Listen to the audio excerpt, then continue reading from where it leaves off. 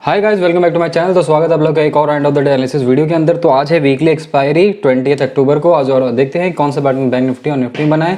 अगर फ्यूचर में ऐसा कोई पैटर्न बनता है तो आप इस पर ट्रेड ले सकते हैं। ठीक है, तो आज का जो एनालिसिस था मैंने आपको पहले ही बता दिया था, मार्केट खुलने से पहले मैं आपको ये बता देता हूँ। ठीक है, प्री मार्केट जो भी एनालिसिस है बताता हूँ मैं आपको कि मार्केट जो है वो किस डायरेक्शन में जा सकती है।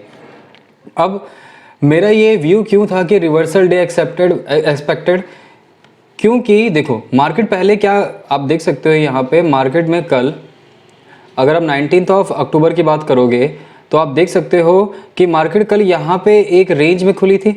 ठीक है, एक पहले तो गैप अप खुली थी मार्केट, और गैप अप कोई ज़्यादा गैप अप नहीं था क्योंकि गैप इतना से बचा था निफ्टी के अंदर। फिर मार्केट ने क्या दिया था, यहाँ पे ब्रेकआउट दिया था। ठीक है, अब ब्रेकआउट दिया था यहाँ पे, तो क्या आपको ये ब्रेकआउट ट्रेड लेनी थी?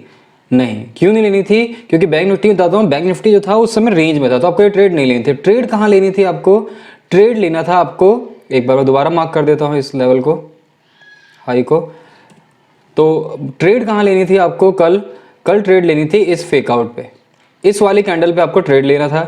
स्टॉप लॉस इस कैंडल के ऊपर, मतलब यहाँ कहीं स्टॉप लॉस रखना था, और आपका टारगेट जो जाता है वो बैक टू डेज हाई तक, डेज लो तक आता। लेकिन मैंने ये देखा है जब भी कभी भी फेक आउट होते हैं जनरली वो सीपीआर तक आते हैं। तो आप देख सकते हो ये सीपीआर तक आया, और आप यहाँ से लेकर इमेजिन कर सकते हो आपका इतना सा स्टॉप लॉस होता है और यहाँ तक का टारगेट मिलता। तो ये 19 अक्टूबर के साथ मैंने वीडियो नहीं बनाई है, तो मैं इसका भी एनालिसिस कर देता हूँ। तो एक ट्रेड बनी और इसने काफ़ी अच्छा रेस्टो रिवॉर्ड दिया है। ठीक है, तो ये फेक आउट ट्रेड थी। इसके बाद आज के दिन देखेंगे तो कल यहाँ से क्या हुआ, एक रिवर्सल हुआ। ठीक है, मतलब यहाँ से मार्केट, आप डे फ्रेम में दिखाता हूँ मैं आपको, थोड़ा सा और समझाता हूँ, थोड़ा सा आपको, अगर आपको प्राइस एक्शन समझ आने लगा फिर तो ट्रेडिंग आपके लिए बहुत आसान है। ठीक है, और रिस्क टू रिवॉर्ड अगर आप फॉलो करते हो तो और कोई प्रॉब्लम नहीं है। तो देख सकते हो, अब इसे मैं थोड़ा सा एक बार, ठीक है, इसे क्लियर कर दिया मैंने। अब आप देख सकते हो यहाँ पे मार्केट जो है, आप देख सकते हो मार्केट ने यहाँ से डाउनफॉल में जारी, मतलब डाउन ट्रेंड था, फिर यहाँ से अप ट्रेंड हुआ, मतलब यहाँ से ऊपर की तरफ गई, फिर नीचे की तरफ आई, फिर यहाँ पे जब भी मार्केट को रिवर्सल करना होता है, ठीक है, तो वो डब्ल्यू पैटर्न काइंड ऑफ बनाती है। तो यहाँ देख सकते हो डब्ल्यू पैटर्न का ये ब्रेकआउट था। ठीक है, तो ये अब ये डब्ल्यू पैटर्न का ब्रेकआउट था, तो ये काफी इंपॉर्टेंट लेवल था। अब मार्केट में आप देख सकते हो जो मार्केट का ट्रेंड कैसा है, अप ट्रेंड है। अब यहाँ मार्केट में गैप अप खुला, ठीक है, यहाँ से मतलब जिसने पोजीशन यहाँ से लेकर यहाँ तक होल्ड कर रखे होगी उसको काफी अच्छा प्रॉफिट मिला, और उसने प्रॉफिट बुकिंग हुई, मतलब 19 अक्टूबर को प्रॉफिट बुकिंग हुई और मार्केट नीचे की तरफ आई। अब यहाँ पे प्रॉफिट बुकिंग हुई है और आज मार्केट क्या खुल गई, गैप डाउन खुल गई। जब मार्केट गैप डाउन खुली है तो आपको सिंपल से पता है, जो यहाँ पे जिन्होंने अपना प्रॉफिट बुकिंग कर लिया है उनके लिए बायर्स को एक स्पेस चाहिए होता है। बायर्स को क्या चाहिए, एक सस्ते पे चीज चाहिए। तो बायर्स को यहाँ पे एक सस्ते पे चीज मिल गई, और इसीलिए जब भी मार्केट अप ट्रेंड में है और इस तरह से कोई कैंडल बन रही है, रेड कैंडल बन रही है, तो मोस्ट ऑफ द चांसेस, मतलब चांसेस ज्यादा होते हैं कि अगर मार्केट गैप डाउन खुलती है तो रिवर्सल के चांसेस ज्यादा होते हैं। तो आज मार्केट में यही हुआ, मार्केट गैप डाउन खुली और रिवर्सल की तरफ गई। लेकिन बैंक निफ्टी में आज बैंक निफ्टी थोड़ा कंफ्यूज कर रहा था, वो ज्यादा ही वीक था। ठीक है, तो अब हम देखते हैं आगे कि आज क्या पैटर्न बना है, और जब फ्यूचर में कोई पैटर्न बनता है तो आप इस पर ट्रेड ले सकते हैं। अगर वीडियो अच्छी लगती है तो चैनल को सब्सक्राइब जरूर करें, ठीक है, जिससे मोटिवेशन मिलती है, और लाइक जरूर करें, और कोई भी प्रॉब्लम है तो कमेंट करके मुझे जरूर बताएं। तो आप देख सकते हो मार्केट गैप डाउन खुली थी। मार्केट गैप डाउन खुलने के बाद पहली कैंडल कैसी थी, बुलिश कैंडल थी। तो मैंने आपको पहले बताया था कि रिवर्सल डे एक्सपेक्टेड है, तो मैंने निफ्टी में ही ट्रेड की है आज, वही मैं दिखाता हूँ अभी आपको। इसके बाद मैंने कहा था जब भी आपको फर्स्ट डे की फर्स्ट कैंडल ग्रीन दिख जाए तो आपको उसका लो मार्क कर लेना है। लो मार्क करने के बाद जैसे ही बुलिश कैंडल दिखे आपको क्या करना है, लॉन्ग लेना है। लेकिन आप देख सकते हो ये जो बुलिश कैंडल है ये काफी बड़ी है, तो क्या आप इस पे ट्रेड लेते तो आपको यहाँ पे ट्रेड लेते, आपका रिस्क कितना बड़ा होता और आपका रिवॉर्ड जो है वो इस गैप बॉर्डर तक होता। तो क्या आप यहाँ तक ट्रेड लेना, मतलब यहाँ तक का प्रॉफिट और इतना बड़ा लॉस लेना चाहते हो? नहीं। तो यहाँ पे आपको ट्रेड नहीं लेनी थी। इसके बाद ट्रेड कहाँ लेनी थी, इस कैंडल ने इस गैप बॉर्डर को ब्रेक किया है तो आपको इमीडिएटली यहाँ पे लॉन्ग लेना था। स्टॉप लॉस कहीं इस पिवोट के नीचे रखना, थोड़ा स्टॉप लॉस बड़ा होता है, यहाँ पे आपको स्टॉप लॉस इतना बड़ा रखना पड़ता है, और टारगेट भी आज ज्यादा बड़ा था, मतलब इस सेंट्रल पिवोट तक तो था ही था।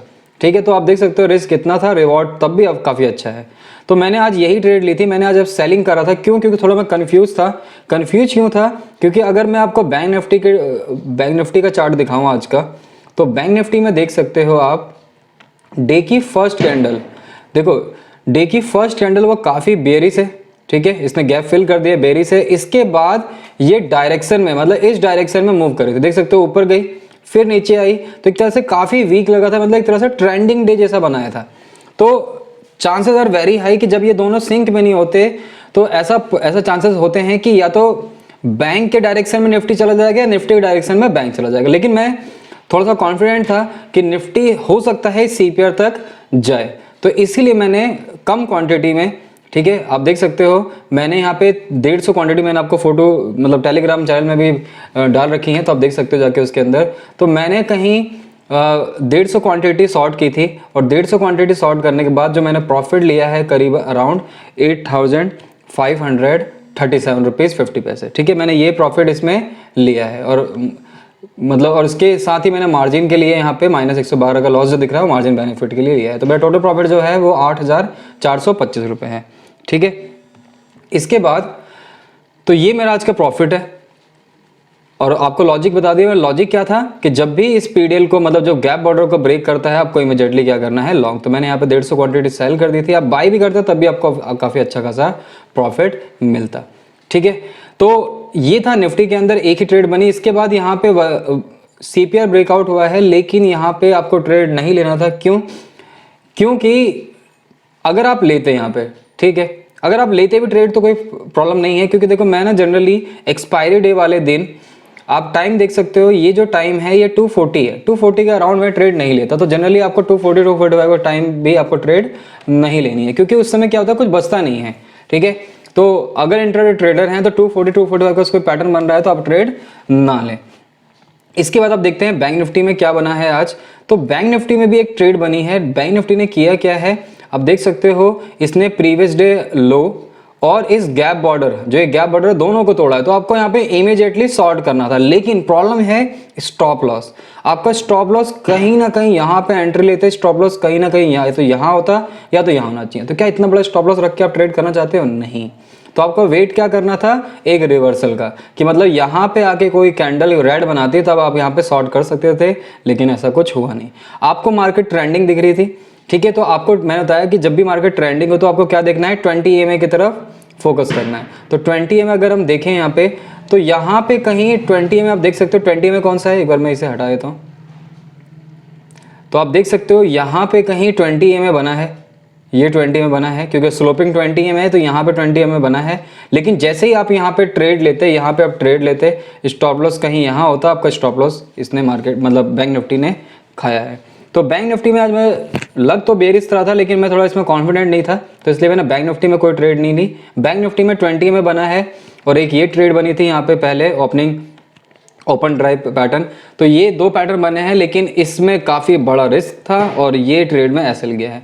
तो निफ्टी ने एक पैटर्न बनाया है, इसने काफ़ी अच्छा रिस्क टू रिवॉर्ड दिया है। तो मैं इसलिए निफ्टी में आपको ये प्रैक्टिस से, जैसे जब आप डेली ट्रेडिंग करेंगे और जब भी कोई पैटर्न बनता है और आपका रिस्क टू रिवॉर्ड साइकोलॉजी ठीक है, तो आपको कुछ दिनों बाद ना चार्ट ही बोलने लगेगा कि कौन सी ट्रेड आपको लेनी है, कौन सी ट्रेड आपको नहीं लेनी है, ठीक है। ये एक्सपीरियंस के साथ आपको आ जाएगा। तो अगर आपको वीडियो अच्छी लगती है और आपको ये पैटर्न समझ आता है, साइकोलॉजी आपकी इंप्रूव हो रही है, तो चैनल को सब्सक्राइब जरूर करें, वीडियो को लाइक जरूर करें। कोई प्रॉब्लम है तो कमेंट करके मुझे जरूर बताएं। तो थैंक यू फॉर वॉचिंग, मिलते हैं नेक्स्ट वीडियो।